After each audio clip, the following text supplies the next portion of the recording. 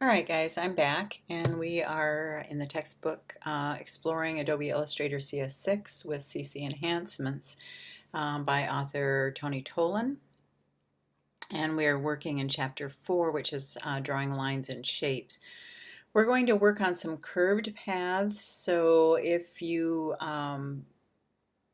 you should have chapter 4L2 underscore your name open, and we want to zoom in on the curved paths portion of that document. So we are going to first get the pen tool. Remember, that's P for pen tool. And then we're going to click and hold on the red dot of the first curve. Without letting go of the mouse button, you want to begin to drag up to create the direction handles. So we're going to click, hold, and then you're going to drag up to create these direction handles. And you have to drag up, otherwise you're going to have an incorrect curve going on there. You want to extend the handles to the length indicated on the guide. Then if you make a mistake, it's easy, just do Edit Undo Pen and try again. If you want to get a more precise direction handle, you can hold down the Shift key for something more precise. All right, that begins the curve.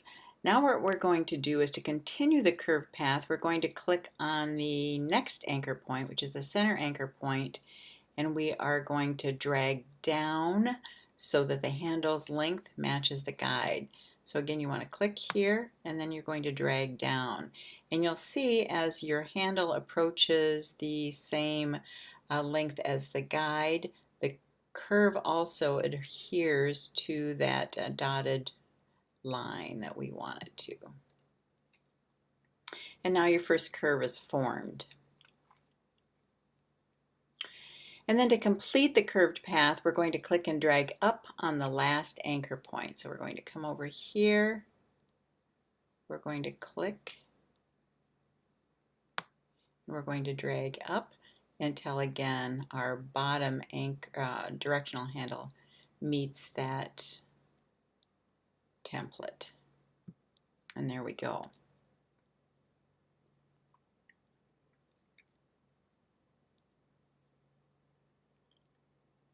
And then remember, you want to hit a Command or Control and click to break that anchor point.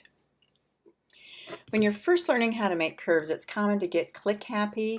You know, that's my tendency even today because it gives you a more, makes you think it's going to give you a more accurate shape. And in some cases it does, depending on the complexity of the line or the curve that you're drawing.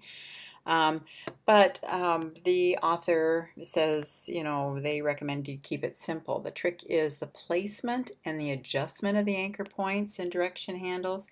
If you place them with efficiency, you can create simpler, cleaner lines to achieve a more symmetrical path. Place points at the ends of a curve rather than at the high point of a curve, and we'll look at that in just a moment.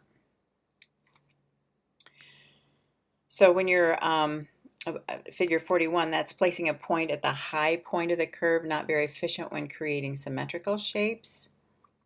Instead, they recommend that you place the points at the end of the curve and adjust the handles, which is more efficiently done. All right, so again, we're going to continue practicing our anchor point placement on the second curve. In this one, it's the direction handles are not provided for you, but the point placements are. You want to position each point and drag the handles out until you create each desired curve.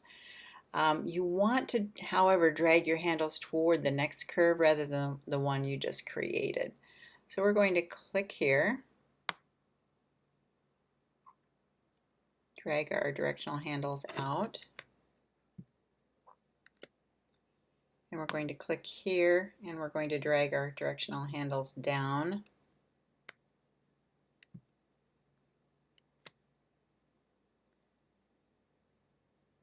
We're going to click here and drag our directional handle up a ways. Now remember, we're supposed to be dragging it towards this, this next curve. I'm going to do it this way, see what happens.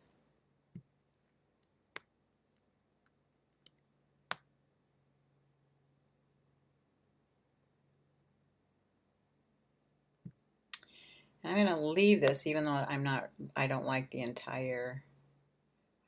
look of the curve yet, but I'll show you how we're going to fix that.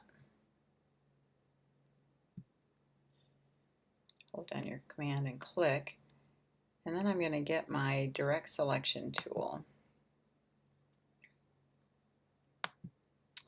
And I'm going to pull this directional handle over here just a bit.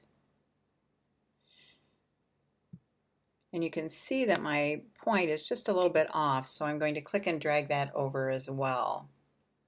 Now I'm going to click on this directional handle, and again, this one I'm going to click and drag this one over. Whoops. We want to click and drag this handle over a little bit this way.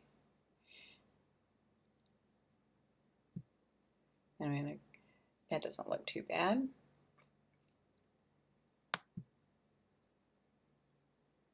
And this one looks not too bad as well. So again, as I mentioned earlier, even though, and I can see, could go back in and change those as well, just to get it to conform a little bit better to the shape that we have there.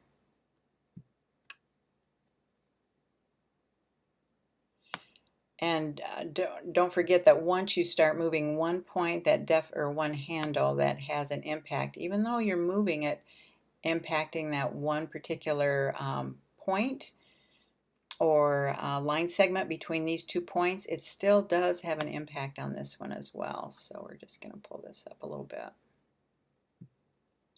All right, now again, you drag your handles toward the next curve. That's always a critical thing. And remember that you can change these after you've got them placed if they don't look as precise as you'd like them to. And then we're going to see if we can recreate the third curved path with the pin tool. So again, we are going to click here.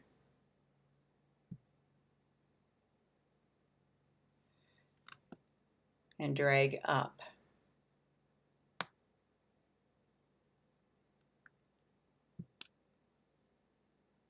We're going to click right about at the same alignment and click down. I can already tell that's not going to work. All right, so let's just go this way. I'll quickly do it, and then we're going to come back and fix it up.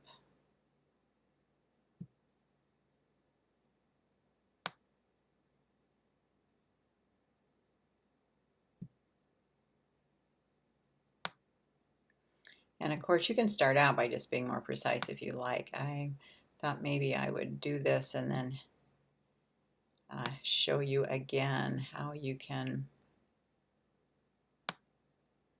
manipulate those points and handles to make it more in line with what it is you want to accomplish. All right, so we can see that I'm off a lot on that one. So we're going to get the direction point or the direct selection tool, and I'm going to click on that point, and first of all I'm going to bring it over here a little bit. And then I'm going to bring this handle down just a touch. Actually, not just a touch, quite a bit. I'm going to do the same thing here. Bring that handle down just a bit. And again, you see how with manipulating those handles, and again, if you need to, you can always manipulate the points as well, but the handles seem to allow you to do quite a bit of it.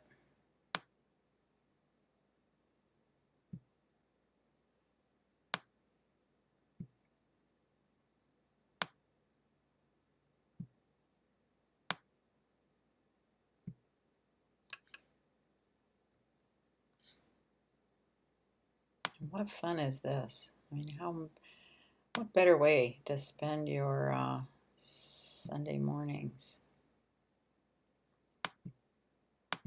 Maybe in a canoe or kayak, huh? Yeah, no, that's for Sunday afternoons. I think that I'm probably going to, I know that I am going to quit after this demo and then allow you to finish out that lesson on your own. And if you have any questions or you require some additional demos, please let me know. I'll be happy to do them. Thanks, and have a good rest of your week.